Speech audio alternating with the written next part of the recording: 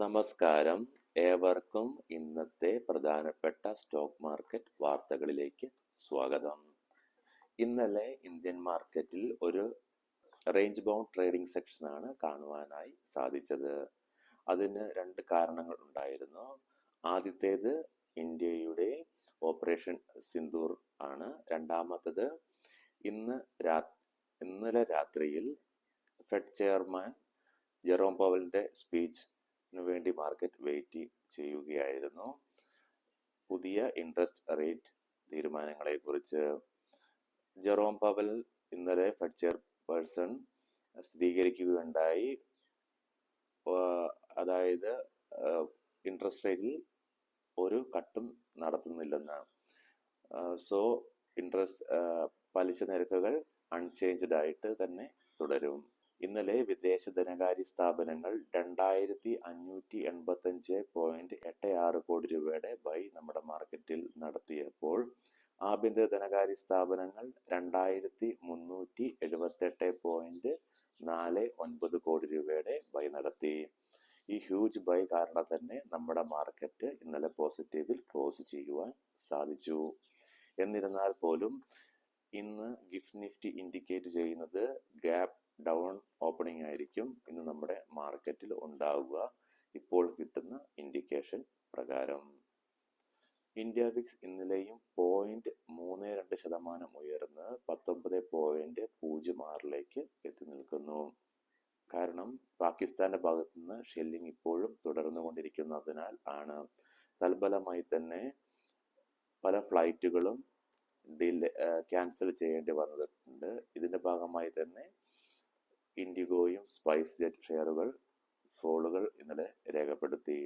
ഇനി നമുക്ക് ഇന്നത്തെ പ്രധാനപ്പെട്ട സ്റ്റോക്കിംഗ് ന്യൂസിൽ വാർത്തകളിലേക്ക് കടക്കാം. ഇതൊരു ബൈ ഓർ സെൽ റെക്കമെൻഡേഷൻ അല്ല, ജസ്റ്റ് ന്യൂസ് മാത്രമാണ്. ധാബ ഇന്ത്യ കമ്പനിയുടെ പ്രോഫിറ്റ് 8.4% ഇടിവ് രേഖപ്പെടുത്തി. Q4 റിസൾട്ടിൽ കമ്പനി 5.25 രൂപയുടെ ഡിവിഡൻഡ് പ്രഖ്യാപിച്ചു. MRF കമ്പനിയുടെ ലാഭം 31% വർധനവ് രേഖപ്പെടുത്തി.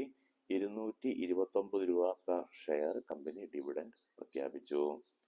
OM ഇൻഫ്ര കമ്പനിയുടെ ന്യൂസ്, കമ്പനിക്ക് പുതിയ ഒരു ഓർഡർ ലഭിച്ചു 229 കോടി രൂപയുടെ. പഞ്ചാബ് നാഷണൽ ബാങ്കിന്റെ ലാഭം 52% ഉയർച്ച രേഖപ്പെടുത്തി. ഹഡ്കോ കമ്പനിയുടെ പ്രോഫിറ്റ് ആഫ്റ്റർ ടാക്സ് 4% വളർച്ച രേഖപ്പെടുത്തി. 728 കോടി രൂപയായി വളർന്നു. കമ്പനിയുടെ വരുമാനം 38% വർധനവ് രേഖപ്പെടുത്തുകയുണ്ടായി. കോൾ ഇന്ത്യ കമ്പനിയുടെ ലാഭം 12% വർധനവ് രേഖപ്പെടുത്തി. അതേസമയം കമ്പനിയുടെ വരുമാനം 1% ഇടിവ് രേഖപ്പെടുത്തുകയുണ്ടായി. കമ്പനി 5 രൂപ 15 പൈസ ഡിവിഡൻഡ് പ്രഖ്യാപിച്ചു.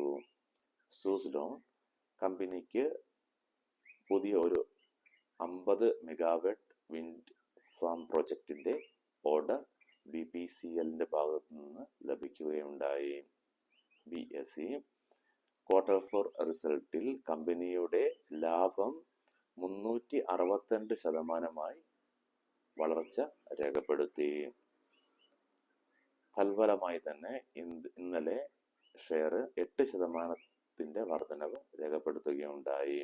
ബ്ലൂ സ്റ്റാർ കമ്പനിയുടെ ലാഭം 20% വളർച്ച രേഖപ്പെടുത്തുകയുണ്ടായി. 9 രൂപയുടെ ഡിവിഡൻഡും കമ്പനി പ്രഖ്യാപിച്ചു. വെൽസ്പൺ കമ്പനിക്ക് 1950 കോടി രൂപയുടെ പുതിയ ഓർഡർ ലഭിക്കുകയുണ്ടായി, പൈപ്പുകൾ സപ്ലൈ ചെയ്യുവാനായി. വീഡിയോ എല്ലാവർക്കും ഇഷ്ടപ്പെട്ടു എന്ന് കരുതുന്നു. വീഡിയോ ഇഷ്ടമായാൽ ചാനൽ സബ്സ്ക്രൈബ് ചെയ്യാനും ലൈക്ക് ചെയ്യുവാനും മറക്കരുത്. നിങ്ങളുടെ ട്രേഡിംഗ് സുഹൃത്തുക്കൾക്ക് നമ്മുടെ ഈ ചാനൽ ഷെയർ ചെയ്യുവാനായി അഭ്യർത്ഥിക്കുന്നു. നന്ദി, നമസ്കാരം.